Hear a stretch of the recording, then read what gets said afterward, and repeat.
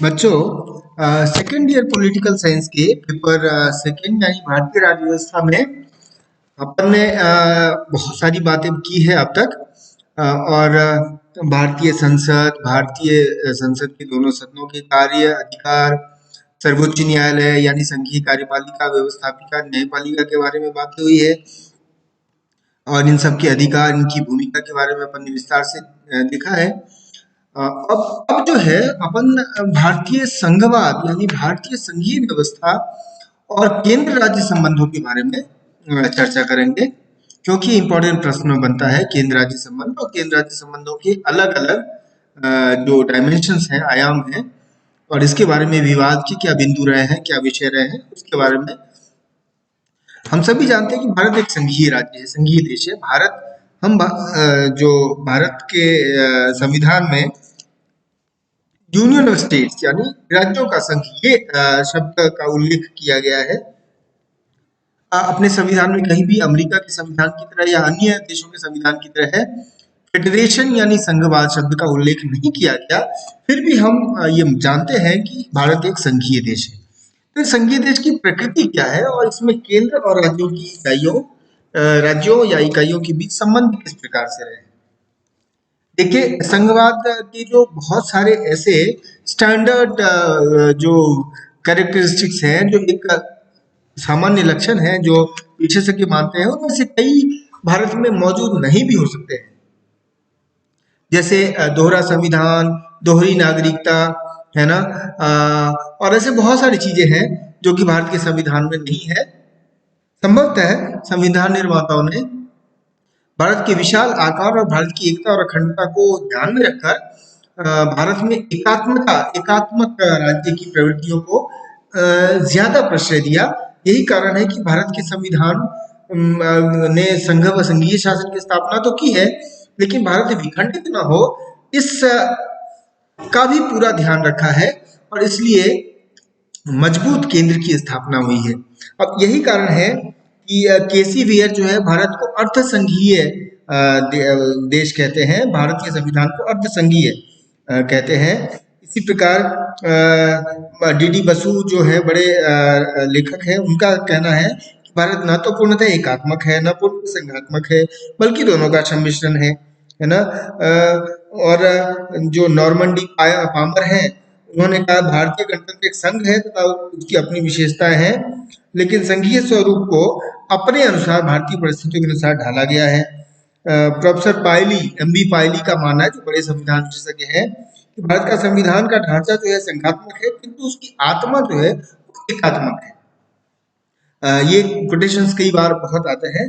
फिर सुभाष कश्यप का भी कहना है, जो बड़े संविधानविद हैं, कि संविधान दोहरे शासन तंत्र की स्थापना करता है। सरकार की दो श्रेणियां हैं, संघ की सरकार और राज्यों की सरकारें, और इन सभी के बीच में जो शक्ति का वितरण किया गया है उसमें और बहुत सारे लक्षणों के आधार पर हम कह सकते हैं कि भारतीय संविधान का प्रधान स्वर जो है वो एकात्मकता का है। डॉक्टर अंबेडकर जिन्होंने संविधान निर्माण में बड़ी महती भूमिका निभाई, उनका कहना है कि ये एक संघीय संविधान है, क्योंकि दूसरे शासन तंत्र की एक दोहरे शासन तंत्र की स्थापना करता है, जिसमें केंद्र में संघीय सरकार और परिधि में राज्य सरकारें हैं, और संविधान द्वारा निर्धारित निश्चित क्षेत्रों में सर्वोच्च सत्ता का प्रयोग करते हैं। तो ये जो है ना, संविधान, भारतीय संविधान के बारे में अलग अलग मत है, लेकिन ये तय बात है कि भारत में संघीय व्यवस्था है, लेकिन वो उसका झुकाव जो है केंद्र की ओर है, यानी एकात्मक शासन की ओर है। केंद्र अधिक मजबूत है, और इसलिए इसमें जो है वो हम देखते हैं कि राज्यों को अक्सर शिकायत होती है कि केंद्र उसके कार्य में हस्तक्षेप कर रहा है, या उसको कार्य नहीं करने दे रहा है, या स्वायत्तता की मांग होती रही है कई बार, चाहे तमिलनाडु हो या पश्चिम बंगाल हो, अनेक अवसरों पर केरल हो, अनेक राज्यों ने स्वायत्तता की मांग की है अनेक क्षेत्रों में, चाहे वो प्रशासनिक क्षेत्र हो, विधायी क्षेत्र हो या वित्तीय क्षेत्र हो, तो ये बात उठती रही है।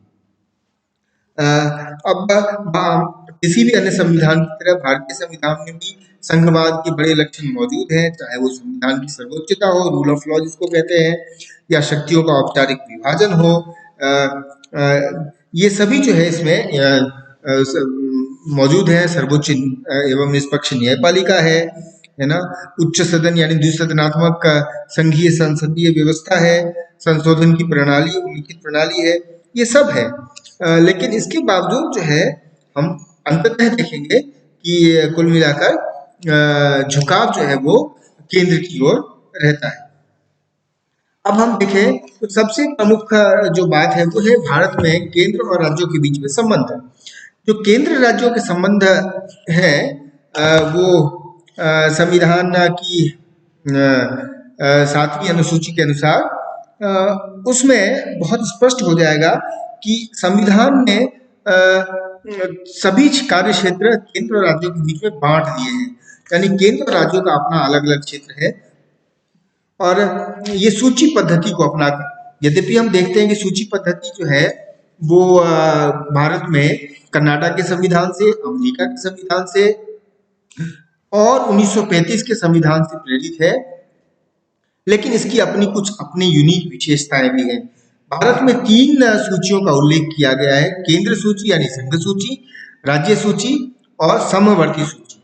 अब देखिए, जो संघीय सूची है इसमें 97 विषय हैं, यानी जितने भी संपूर्ण देश के बारे में निर्णय लेने के विषय हैं वो संघ सूची में रखे गए हैं और इस पर सिर्फ और सिर्फ कानून बनाने का अधिकार सिर्फ संसद को है, भारतीय संसद को है, जिसमें प्रमुख है रक्षा हो या विदेश नीति हो या फिर नागरिकता हो या फिर संचार के साधन हो या फिर बैंकिंग व्यवस्था, वित्तीय व्यवस्था हो, दूरसंचार हो, ये सारे के सारे जितने भी महत्वपूर्ण विषय हैं पूरे देश से संबंध जिनका हो वो संघ सूची के अधीन रखे गए हैं। इसी प्रकार राज्य सूची, इसमें 66 विषय हैं, अभी 66 विषय हैं और इसमें सामान्यतः जो राज्य के बारे में क्षेत्रीय महत्व के विषय हैं वो रखे गए हैं, जैसे पुलिस है, न्याय व्यवस्था है, जेल है, स्थानीय स्वशासन है, कृषि है, सिंचाई है इत्यादि, यातायात है इत्यादि। तो ये जो है राज्य सूची के विषय हैं। अब कुछ विषय समवर्ती सूची के हैं। समवर्ती सूची में 47 विषय हैं और इस सूची में दिए गए विषयों पर जो राज्य सूची के विषय हैं उन पर कानून बनाने का अधिकार राज्य को है। समवर्ती सूची के विषयों पर कानून बनाने का अधिकार राज्य और केंद्र दोनों को ही है। और लेकिन ये है कि यदि राज्य और केंद्र के बीच में बनाए गए कानूनों में कोई विरोधाभास हो, आपस में परस्पर विरोध हो, तो केंद्र द्वारा बनाया गया यानी संसद द्वारा बनाया गया कानून ही अंतिम रूप से मान्य होता है। बहुत सारे ऐसे विषय हैं जो कि समवर्ती सूची में रखे हैं गए हैं, जैसे विधिक प्रक्रिया है, औद्योगिक विवाद है, सामाजिक सुरक्षा है, बीमा है, शिक्षा है, वन है, फॉरेस्ट डिपार्टमेंट, ये सारी चीजें जो है वो समवर्ती सूची में रखी गई है और समवर्ती सूची के बारे में ये स्पष्ट है कि दोनों को ही अधिकार है। जो विभाजन किया गया था मूल रूप से संविधान में, उसमें 42वें संविधान संशोधन के द्वारा 1976 में कुछ बड़े लैंडमार्क चेंजेस यानी महत्वपूर्ण बदलाव किए गए और संविधान संशोधन द्वारा राज्य सूची के 4 विषय यानी कि शिक्षा, वन, वन्य जीव और नापतोल, ये जो है ना ये समवर्ती सूची में शामिल कर दिए गए, जो पहले राज्य सूची में थे। और समवर्ती सूची में एक नया विषय जनसंख्या नियंत्रण और परिवार नियोजन भी जोड़ दिया गया। इसी प्रकार अन्य विषयों में भी चेंज हुए। इन तीनों ही सूची के अतिरिक्त यदि कोई विषय बचता है दोनों ही केंद्र और राज्य के बीच में कानून बनाने के लिए, तो वो सारी अवशिष्ट शक्तियां केंद्र को प्रदान की गई है। संयुक्त राज्य अमेरिका में, स्विट्जरलैंड में अवशिष्ट शक्तियों को जो है वो राज्यों को प्रदान किया गया, लेकिन भारत में कर्नाटक के संविधान की तरह ही अवशिष्ट शक्तियां जितनी है वो केंद्र को दी गई है, यानी उस पर कानून बनाने का अधिकार संघीय व्यवस्थापिका को है। अब देखिए केंद्रीकरण का झुकाव किस प्रकार है। केंद्र सूची पर तो केंद्र कानून बना सकता है, समवर्ती सूची पर दोनों बना सकते हैं, लेकिन केंद्र का कानून अंतिम रूप से मान्य होगा यदि विरोधाभास हो तो। राज्य सूची पर सामान्यतः राज्य विधानमंडल से कानून बनाती है, लेकिन राज्य सूची के विषय पर भी ये है कि केंद्र आपात स्थिति में कानून बना सकता है। यानी राज्य सूची का विषय राष्ट्रीय महत्व होने पर संविधान के अनुच्छेद 249 के अनुसार यदि राज्यसभा 2/3 बहुमत से ये प्रस्ताव करे तो राज्य सूची में उल्लिखित किसी विषय पर भी केंद्र यानी संसद कानून बना सकती है। फिर अनुच्छेद 252 के अनुसार यदि 2 या 2 से अधिक राज्य विधानमंडल ये प्रस्ताव पारित करें कि राज्य सूची के किसी विषय पर संसद द्वारा कानून पारित किया जाए तो उस पर भी संसद कानून बना सकती है। इसी प्रकार संकट काल की घोषणा होने पर यानी आपात स्थिति पर आपातकाल में अनुच्छेद 250 के तहत भारतीय संसद राज्य के राज्य सूची के विषयों पर कानून बना सकती है। इसी प्रकार विदेशी राज्यों के साथ हुई संधि की पालन हेतु अनुच्छेद 253 के अंतर्गत संघीय सरकार जो है वो राज्य सूची के विषय पर कानून बना सकती है।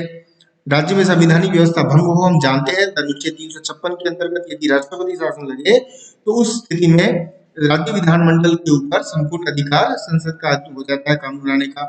और इसी प्रकार कुछ विधेयकों को प्रस्तावित करने और कुछ की अंतिम स्वीकृति के लिए भी केंद्र का अनुमोदन चाहिए होता है।